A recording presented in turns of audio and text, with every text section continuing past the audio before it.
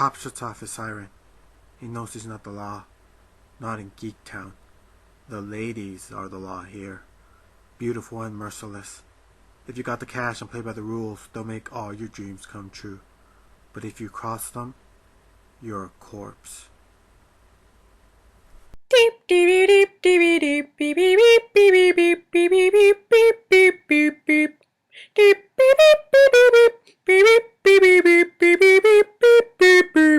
Geeks of the Week. Steph, I like it when you go to a convention because it's always cool to see all your pictures pop up across the internet. I'm always like, hey, that's my friend. And that story you told about that little kid who came up to you really pissed me off. You told her you were Penelope in secret, and she runs and tells everybody. Lulu, I want you to know I used your review of Kill la Kill as a reference, so I'm happy if you like mine. And I mentioned this on Twitter to you, and I believe Barry, aka Barracuda. Yeah, she's my friend too now. That I've always been a fan of your cosplay, but when I know the character, I do flip out a little more. So I really love your latest Sasuke set. I'm excited to see your Ryuko, and Barry is the definitive no-no. And best of luck on your job search. I've been there, I might be there again, and I know it can be very stressful. Nikki, you like Noragami? When did that happen? What's going on? Congrats on Doctor Who Hollywood, because that's going to be so much fun to see. And Orphan Black, you say? I might have to give that a try. I'm trying to watch all the shows.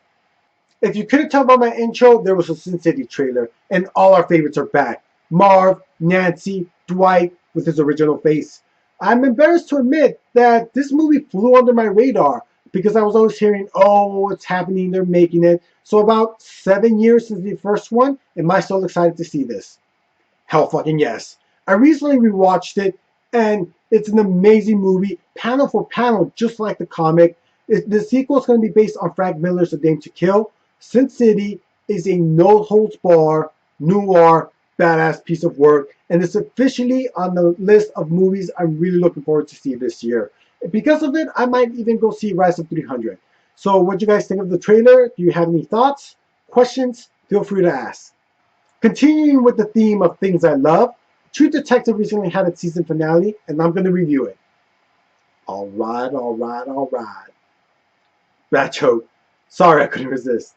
The show's about Detective Martin Hart and his partner Russ Cole, who are investigating a series of bizarre murders on women that appear to be ritual and Masonic in nature.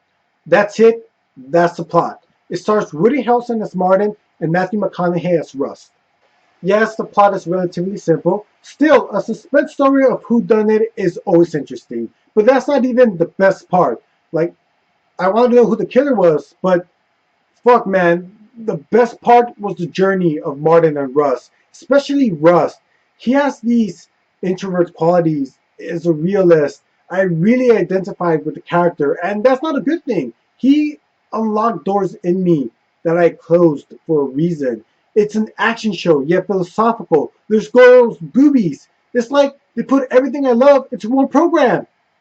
I started watching it from the beginning, and I realized it's been hyped up since then, so you might be asking yourself, does it live up to it? I think it does. It made me question a lot of things. There was a beauty to the end of it. Seriously, such a great show. If you guys have the chance, you should catch it. I give it its final grade of A+. Let's see if I remember how to do this. It's that time again for comic book reviews from me, the best comic reviewer in the world. Yes! I'm going to kick things off with Batman issue 29. Written by Scott Snyder and art by Greg Capullo, and this is the conclusion of Zero Year. All the plans the Riddler has set are in motion. Will Batman be able to stop him? Spoiler! He actually doesn't.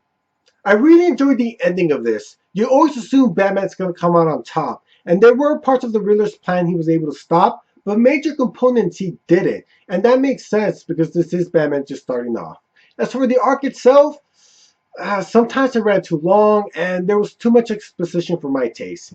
Capullo always does great work, but man, in this issue, there was just some jaw-dropping scenes, especially that homage to Frank Miller's Dark Knight. That was a great touch. I rate this issue 4 out of 5. My pick of the week, right here in the middle, Superior Foes to Spider-Man issue 9. Written by Nick Spencer and art by Steve Lieber, and Boomerang's crosses and double crosses are coming back to bite him in the ass. As the Owl, Bullseye, kinda, no spoilers, and his old crew are all out to get him. The series continues to be a perfect blend of action and humor. It's one of the top 5 comics Marvel's publishing right now.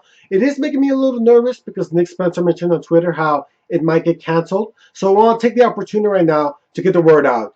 You guys need to at least try the first trade. It's already out. Even if you don't know anything that's going on in the Marvel Universe or recognize any of these villains, it doesn't matter. It's self-contained. You could pick things up easily. It's seriously such a fun read. Lieber's artwork continues to grow. At first, it was David Alhaus-esque, but he's really carving out his own niche. I rate this issue 5 out of 5.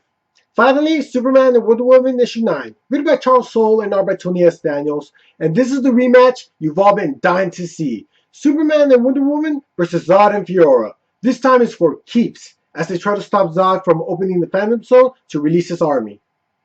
This issue was amazing. I've said it before, I'm not a fan of the Superman Wonder Woman relationship, and if you aren't either, I promise you, this comic will make you a fan of it. There was a touching moment between Superman and Wonder Woman that just made me smile. I really love how these two are being portrayed. Tony Daniels' artwork. I try not to curse, and I realize I have a few times in this video, but holy fucking shit. He killed it in this issue. From the fight panels to the awesome splash pages, he did an incredible job. You guys really need to be reading this, and I rate it 5 out of 5. That's it for me. Remember to subscribe to us. Come on, guys. Subscribe. Let's make this official. Come on. Like us on Facebook. Follow me on Twitter. Check out the other more awesome geeks. And fare thee well.